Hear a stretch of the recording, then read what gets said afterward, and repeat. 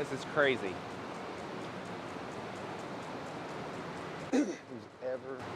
It's literally freaking nuts how big that is. I don't know about you, but it's like just breathtakingly big.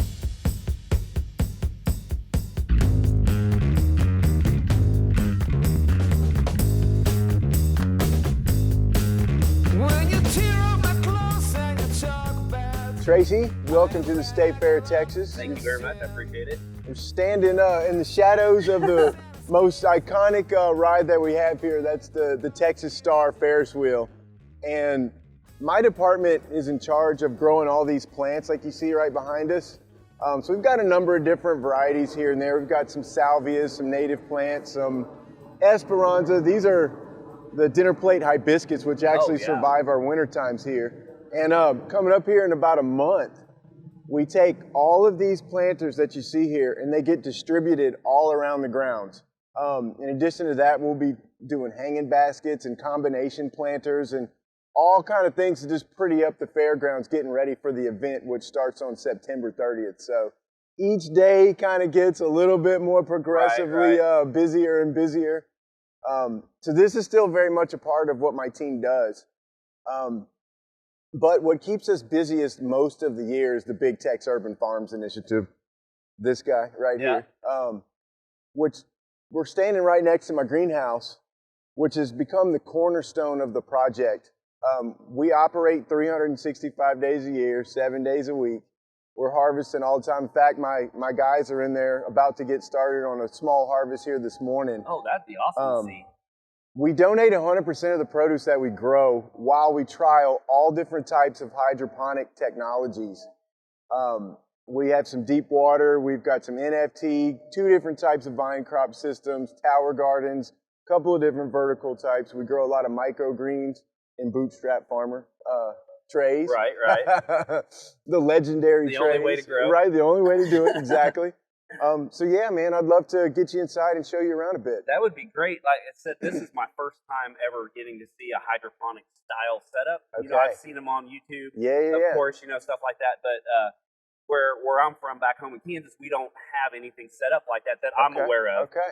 Most of us grow in high tunnels already, and we grow in the ground. And so I was really stoked to come down here and check when Nick gave us the opportunity and said, "Hey, I've got a buddy. I need you to meet. He's doing great things for the community." You know. and check him out. And so it was like I had to jump on. I was like, yeah, let's go down there and check it out. And so I was like, I'm super stoked about checking this out. Awesome, man. Well, the cool thing about what you're going to see in here is that we've got a little bit of everything going on. So you'll get to kind of look and see what may fit for you. Right. That's pretty awesome. So you said that you donate 100% of the food here. So does that go to like shelters?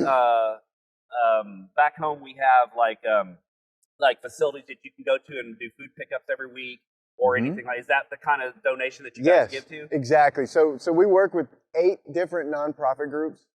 We've already made 1 donation already this morning, and we've got 2 more going out, 3 more going out today. Friday's a big day for us.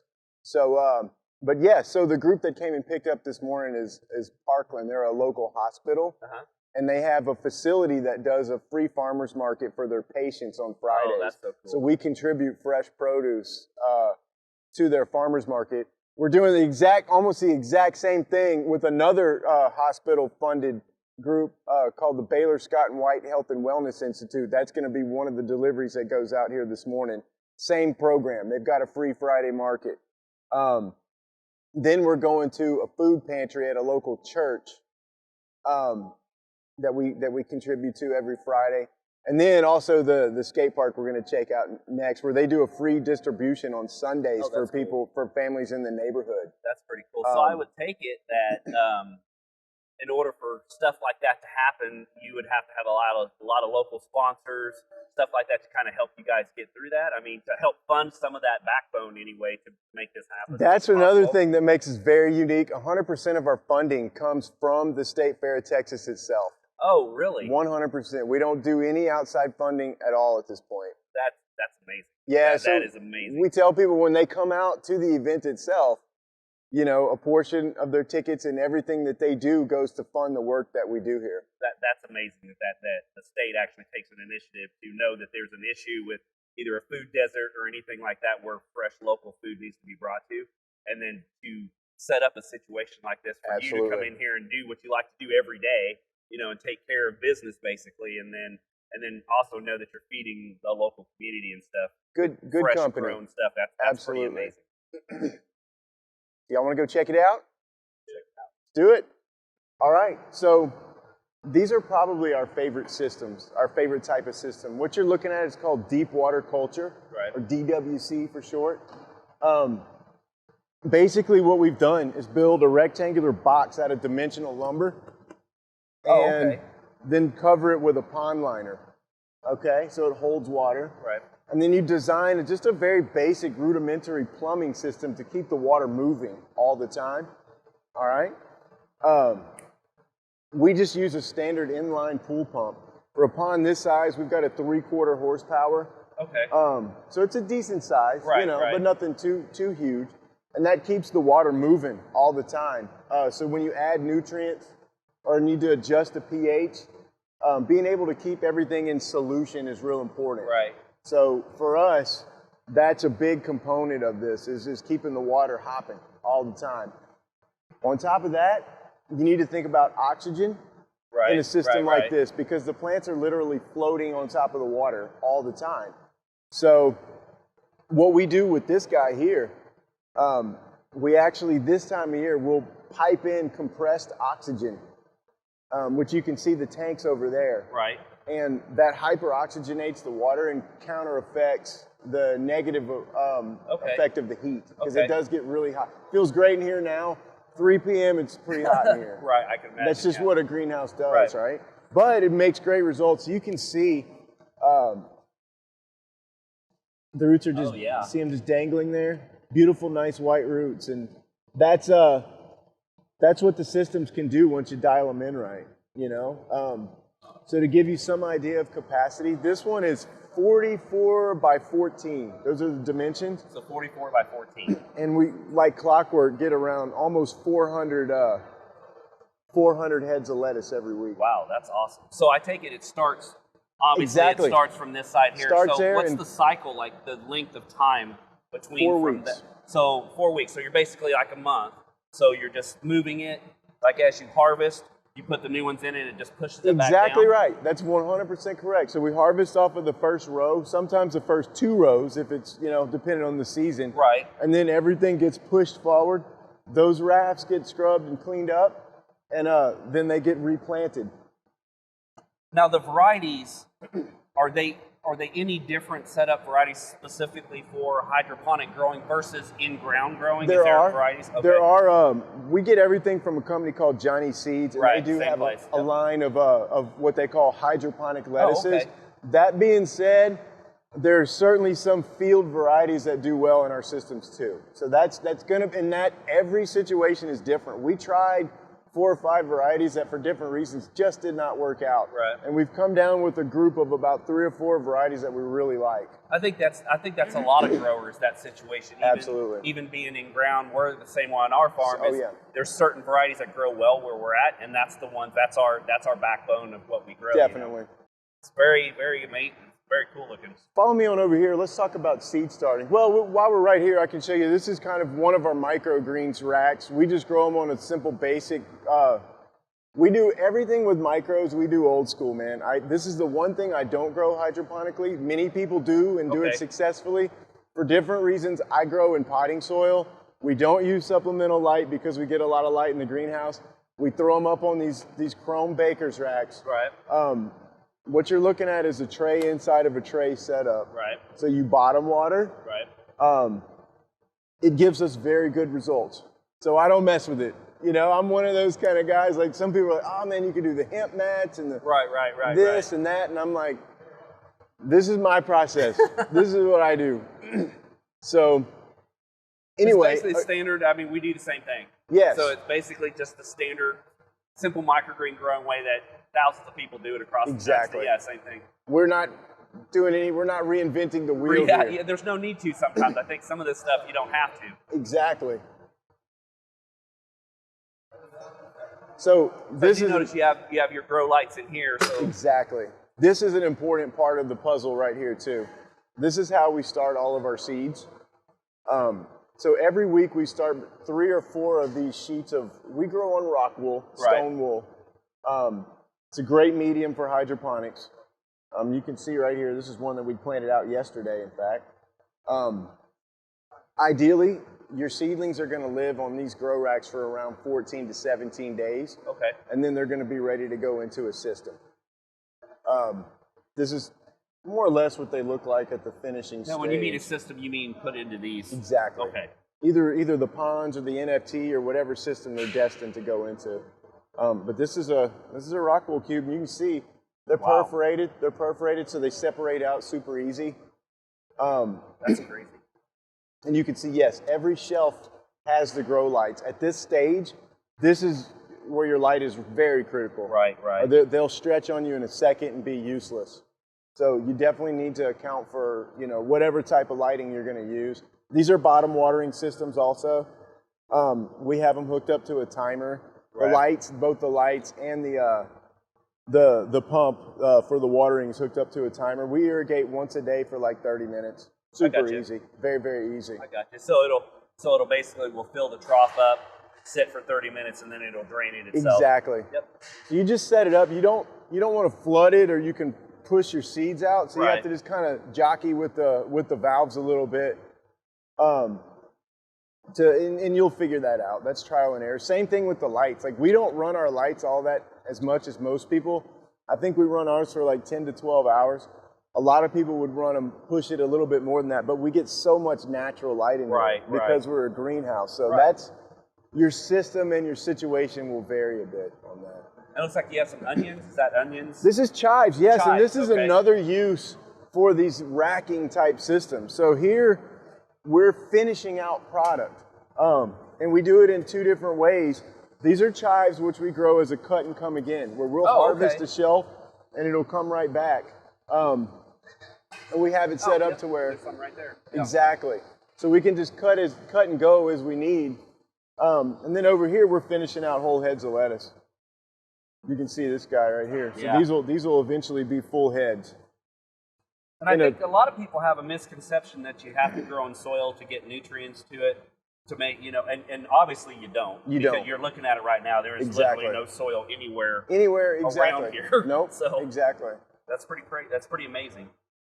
Now, the nutrients that you do put into this water, is there any difference in the nutrients besides what you would put? I mean, I understand there's going to be a little bit of difference, but like certain companies that are hydroponically based for nutrients. Absolutely. Like so we use Hort America's nutrient blend. Okay, yeah. And we more or less follow their greens formula, and we use that for almost everything. Wow. Okay, that's pretty. Man, those things look great. Look at that.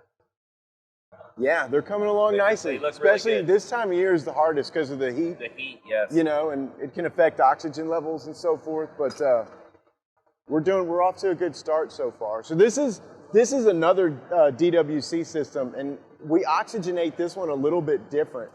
And we've kind of conducted it as a trial for the last few years. We use what's called a Venturi valve. Okay. Which for a lot of growers, that's all you're going to need. You're not going to need the oxygen tanks. We're in Dallas. It's red hot every day.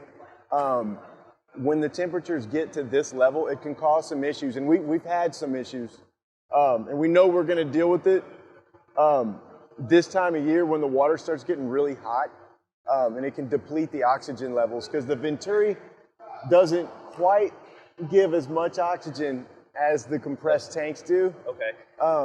So eventually you'll see us, we've kind of done our trial. We know we're going to need to supplement. So next season it's in our plans to experiment with some type of oxygenation system going on over here. Oh, okay.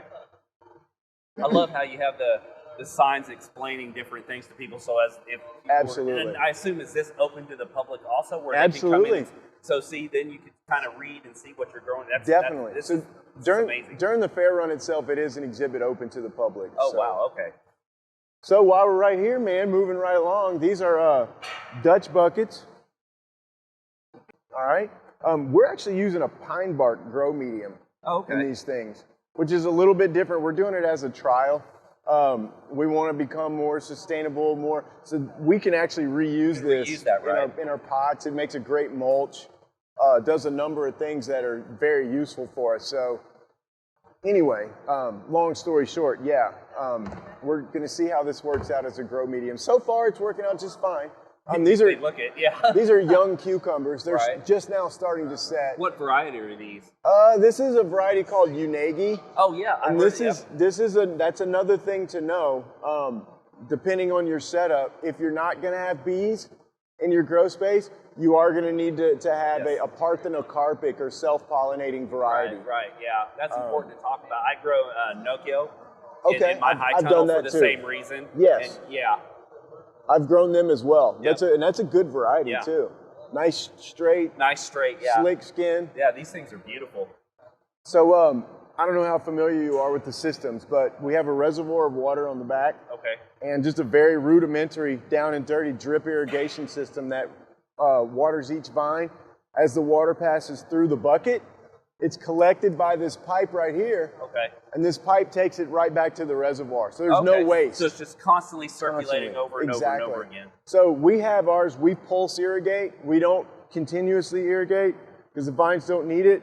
And we like to have a little bit of dry down time for the roots to absorb oxygen. Oh, okay. So we irrigate 4 cycles a day, 30 minutes at a time. Again, every mileage is going to vary, right? So this is cool. Because usually you see that medium is more of a, I don't know if it's a plastic material. Yes. That whitish kind of style. Perlite. Yeah, a lot of people will use perlite. Is what a lot of people use. Perlite, typically. Yeah. So we're going to give this a go, man. We have high hopes that it's going to work well for us. Is this something that you guys can get made here or get ground here locally? We get it out of Louisiana. Louisiana. That's the best price and closest area that we found. I got you. So here, while we're on the subject of vines, I'll show you this here. This is sort of the 2.0 version of a vine cropping system. This is called a gutter and slab. Okay. This is Rockwool right here. So we grow everything right now in Rockwool, in the stone wool material. So we start them in the small cubes, just like we looked at over there. Right. And then they're going to get potted up into these, which are called delta blocks. Okay, which are a little bit bigger. And we're going to they'll sit in my grow rack for usually another 2 weeks after they get bumped up till you get good root growth out of the bottom. Yeah, you can see that. And then we'll get them over here. Yeah, you can see them. They'll grow all over the place. And then we'll take them over here and we just set them on top of the rock wool. And these are called slabs. Okay? And you just set the slabs on top of this right there. And this is basically a glorified rain gutter. Yeah. That's all it is. So very similar to how it works over there. We've got a reservoir of water, which is this box right there, which more on that in a second. Okay. And we've got a small pump that pumps the water through this, again, just this very basic rudimentary drip irrigation system. And it waters each of the vines individually. The water passes through. There's drainage holes cut in the bottom of the slabs. Okay. And then it's collected by the gutter, and then just takes it right back around again. So it just creates this continuous loop. Now, these something you can reuse these blocks? Just, I mean, as you plug them in, can you reuse these? You can. Well, not to grow your plants. Oh, okay. You can use it as grip material in potting soil or a number of other uses. Okay, but you can't use it to start another. You would not want to do that. Okay. You would not want to do For that. disease-wise? Exactly. Okay. That's going to be your biggest issue, and exactly. Get some rots and some different stuff going on. So typically you want to start, we're actually going to, this is another thing, we're going to trial a coconut-based product in the off-season. Oh, okay. As a trial in all this stuff and see how we do there. Like your standard tomato clip, yeah. So the clips. So this is one thing that's actually pretty cool. So this is our reservoir right there. But rather than let it just be dead space the way most growers do, because of the way we're designed, I was like, let's grow something on this thing, man. Right. So we punched a bunch of holes and kind of retrofitted the Dutch buckets, and now we're growing right on top of our reservoir. So this reservoir feeds this row and these other 3, and it could probably feed another 3 after that if I had the room for them. What literally would have been just wasted space, yes. I guess. Yeah, because you've got the holes punched in the bottom and conduit through. That's a neat idea. And this is a mixture. We've got bell peppers down this side and eggplants down here. So these are going to grow on the V shape. So on these, you're going to use the string and clip method, you know, because we're not leaning and lowering these. We're going with the V shape. Right. Which I've seen some people doing on the tomatoes now, by the way. Which really? I haven't tried that yet, but we'll get there. They look beautiful. This eggplant looks amazing. Yeah, they make the pretty flowers. So they're still young, but we'll see how they set up. This is, in all honesty, my least favorite system. But other people, including Nick, have done it very successfully. This is NFT, or nutrient film technique. Operates very similar to the vine systems, actually, where we've got a reservoir of water, a pump, small pump that feeds through a drip irrigation system. It's all starting to sound very familiar, right? Yeah, exactly. And the water will run through these channels. Okay. Same concept, just gets fed right back through again. Gets collected by this pipe here and goes on back through. These are collard greens.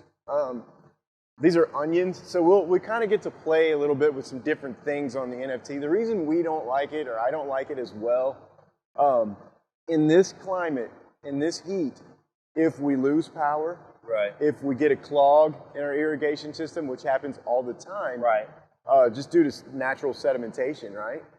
When those types of things happen, you're in trouble, and you're in trouble very quickly. You have to be able to react very fast. Because this isn't sitting in a base of water where it's still getting nutrients. The water is now gone, so it's basically just floating in air. So you have to have you need extra pumps on hand. If you're doing this at a serious level, you need to have a generator. Some type of backup generator in case you lose your power. And this time of year, you have to be monitoring it constantly, and I do mean constant. I got you. Yes. We use them for everything, right? Man, you ought to see what all we use the grow bags for, man. That could be another video. So last but not least, so this is NFT also, just a little different style, a little smaller, more DIY homeowner kind of size, but it's the exact same thing. So so we talked earlier about how we donate all the produce that we grow in here. So in late 2018, actually right before the State Fair of Texas that season, we set a challenge to see how quickly we could grow 1 million servings of food. And we wanted to do it in 5 years' time since our inception, and we did it in less than 4. We actually just completed it about a month ago now. And it was so much produce, and it was such a lofty goal at the time, that it really forced us to evolve. You know, it forced us to get better and do more in here. So a lot of the systems that you see in here were launched after that mission was started. And we do a lot of growing even outside of the park too, with some of our other partners, including A&M AgriLife and then some other local churches and so forth, to try to contribute to that total. So it really forced us to grow. It was such a good idea.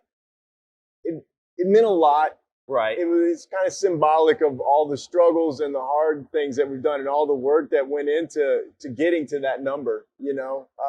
So yeah, I was so happy for my guys, you know, for my whole team, that we were able to get there. And yeah, man, now I'm looking forward to the next challenge. We're kind of formulating what that's going to look like, you know. So stay tuned. We'll see what is that like a 5 million challenge or something? I keep hearing that number. We'll see what we land on, but it's going to be something bigger and better, and it's going to make us grow. Well, congratulations on that milestone, you, Drew. brother. That's pretty awesome. That's something to be very proud of for the crew here and for yourself. And but thank you for allowing us to be here today. This is amazing to see. I love seeing how different growers. That was the whole purpose of this trip for us coming down, was to actually see how other people grow in other areas of the United States. And so that was pretty awesome. And thank you very much. I appreciate it, brother. Absolutely. Everything you're doing here is amazing, and it's very impressive. Very impressive. We can help you in any way. You just let me know. That's awesome. Thank you so much. Thanks for your time. Thank you.